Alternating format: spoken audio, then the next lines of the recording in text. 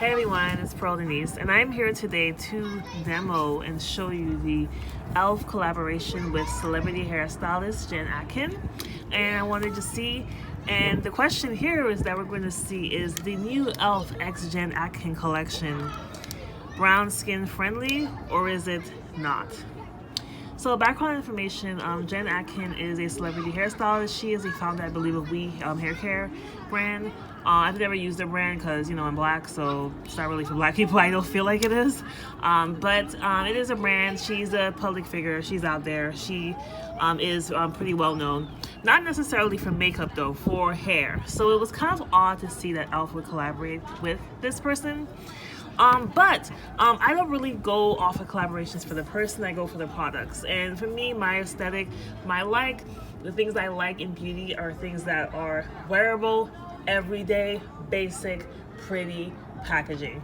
So that's why I was drawn to this collection. That's why I bought most, not all the products. And that's why I'm going to be demoing them today. This is the pack. So first, to start off on the packaging, it has this theme of just clear, clean aesthetic, which I actually do like. I like that it's clean. I like that it's pretty basic. These packages, they have some weight to them, which I like. I think it makes it feel more quality than it is. These products are pretty affordable though, so that's really good. They're affordable, they're very basic, but they have weight. Even these lipsticks, they have some sort of weight to them that sometimes doesn't really exist in drugstore products. So that is the good thing. We have this beautiful Miss Me mist. I actually have not tried it yet because I don't want to get rid of this E.L.F. x Jen Atkin sticker, but hey, I'll try it right now. I'm just gonna open this sticker up.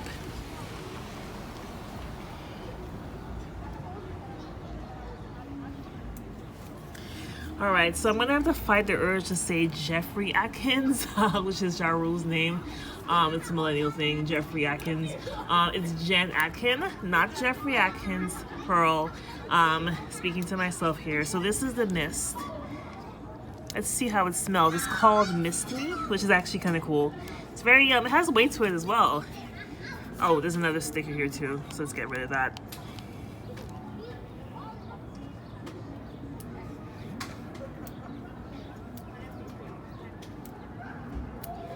All right, so this is a Jen x E.L.F. Facial mist. I'm assuming that this is just a nice little mist where you can just spray on top of your skin and hydrate. Here's the ingredients, here are the details if you're curious.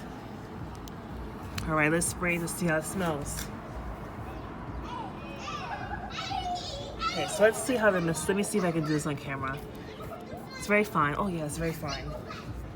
It's very fine, it has a coconutty smell, which I'm a little bit on because sometimes coconut people can be sensitive towards it, but this scent is really nice.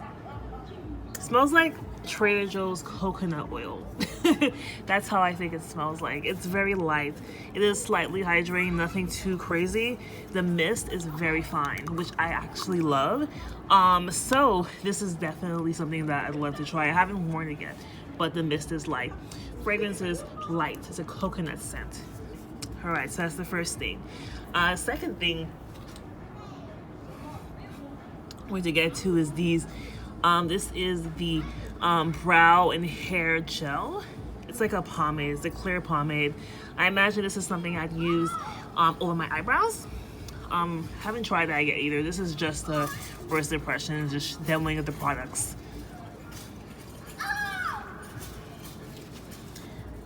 Alright, so this is it. It's a gel. It's clear. It has this very interesting comb, kind of like a comb for your brows or hairs. Be very interested to see how that works. It's very pretty though. Love this packaging. The packaging A+. Definitely has, this also definitely has some weight to it. Alright, so that is the hair and brow gel. Now we've got these interesting lipsticks. There's 3 colors. Okay, so here are the 3 colors. I describe these colors as colors that pretty much every makeup lover should own. They're basic. They're colors that don't go out of style. Here we go. These are the components. The first shade is called Ready to Go. And Ready to Go is a basic red. It's kind of a neutral red. I wouldn't say it's particularly warm tone or particularly cool. It's just a basic candy apple red, a red that is very compatible on different skin tones. This is the color Ready to Go. And one thing that's cool about these lipsticks is that they have a component that's really interesting. So as you can see, it's a very pretty, wide, sleek component. Has some weight to it, so it definitely feels more high quality than it really, high price than it really is. Has a tip, so if you flip on one side, there's a tip, and this is the tip. It's kind of like a lip liner. Has a really basic tip, and you can kind of line your lips with it. When you flip it, it is a lipstick in a kind of pencilish format.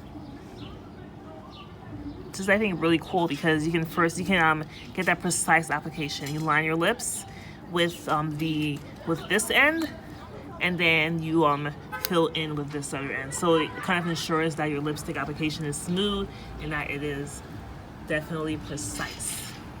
That is the first shade, Ready to Go. So the second shade is called Self-Made Pink, and this is a neutral, basic pink shade. I think it's pretty. It has this corally, maybe slightly warmer undertones, as you can see on my swatch over here. But definitely something versatile. Definitely something you can wear pretty much anywhere with any makeup look. It's not too stark. It's not too bright. Nice neutral color. See over here. Here we've got this tube. I love this component. Man, I love this component. It's just so sleek. It's so practical. You line your lips on one side, get that precise line, and then on the other side, you flip it over, and then you have this beautiful filling in to do. So that is Self-Made Pink. You can see it's right over here. You know, I always show swatches. Third shade is, of course, a nude, and this one is called Bring It On Brown. This is a nude brown. It's not going to look brown on deeper skin tones. Maybe a slightly caramelly. And of course the tip. Beautiful. I just love these types of packaging. I love when packaging is really thought of, really practical. I know a lot of people say things like this are super basic and boring, but these are things that sell. These are things that people wear to work. Well, you know, we're not going to work in the office really that much, but we're still wearing masks. But this is the type of thing that post, you know, the panini thing, people will be wearing. So I just love these types of shades. Look at that. So again, here are my swatches on the lips. I mean, I think if you don't get anything else in this collection, I get the lipsticks. I think they're just, and I know everyone has these colors a million times over, but I just love the component. So the third item is the item that I think that we're all questioning. Is this brown girl friendly? Now I'm going to be completely transparent. I am a medium brown skin tone, around MAC NC 45, Fenty 370, Estee Lauder 5N1 Rich Ginger. I am a medium brown skin tone, caramel tan, in the tan range. So yeah, just so you know my shade references and you can kind of compare them against what you are to see. So this is the face palette. I love it. Like, I do love the shades.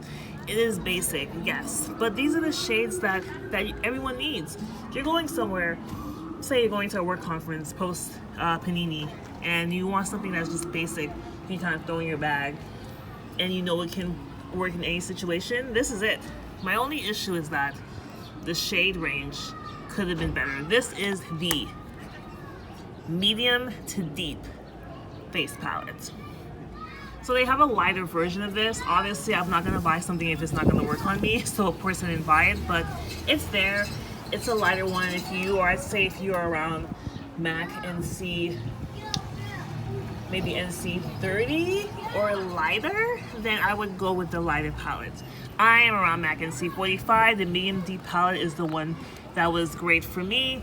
Unfortunately, I don't necessarily consider these shades, especially the complexion shades, medium to deep. I consider them more medium because, again, this is deep. How deep is this?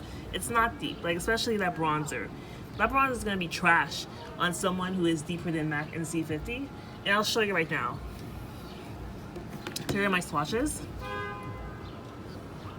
So the eyeshadow colors are just basic matte shades, types of shades that will go good for anything.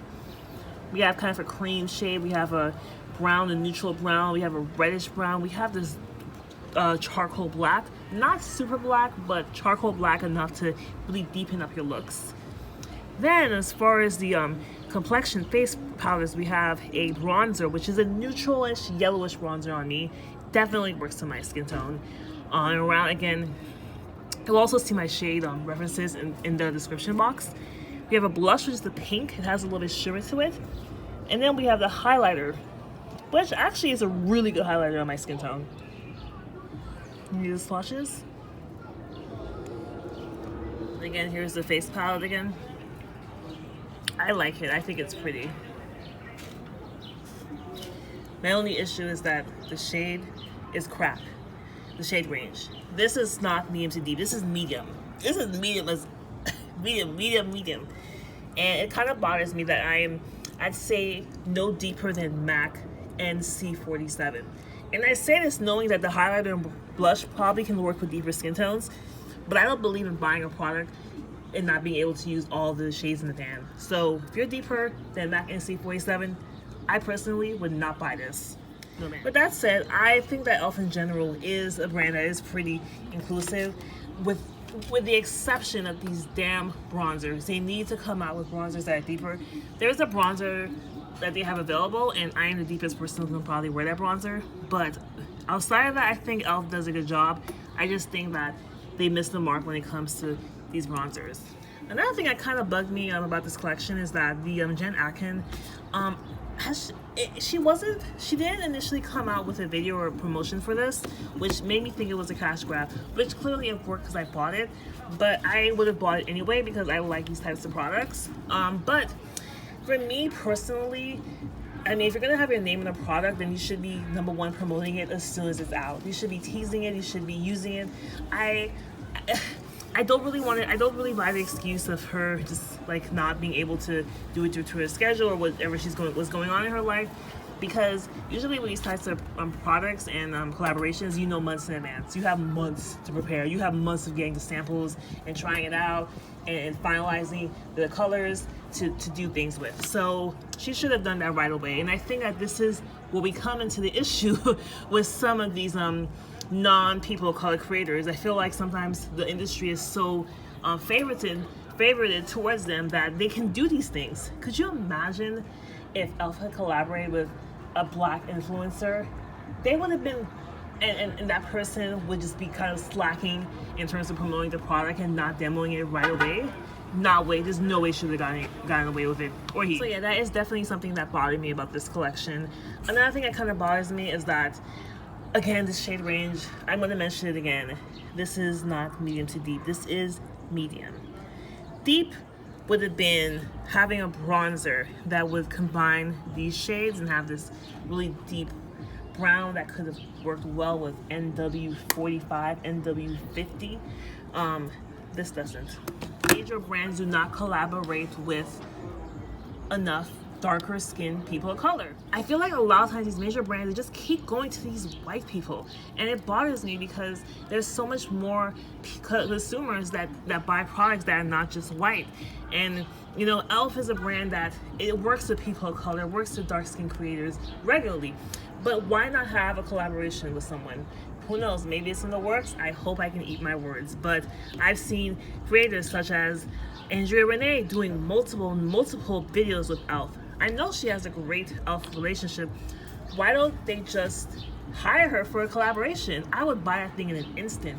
Get Andrea Renee, pay her a great range or pay her a great fee to help her come out with a collaboration, and that collaboration will sell out. Like, I love just seeing content of black creators, seeing content of people of color, and I want to see more brands pay them to do more than just model or more than just sponsored posts. I want to see them actually collab and have a product.